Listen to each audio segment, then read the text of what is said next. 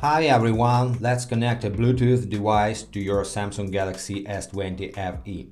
I will show you these connecting my JBL earbuds, and before start you want to make sure that your device is in pairing mode.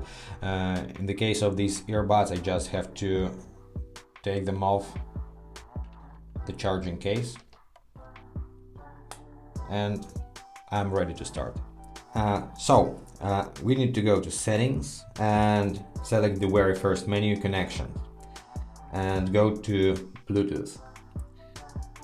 Turn the Bluetooth on and you will see the available devices list right here.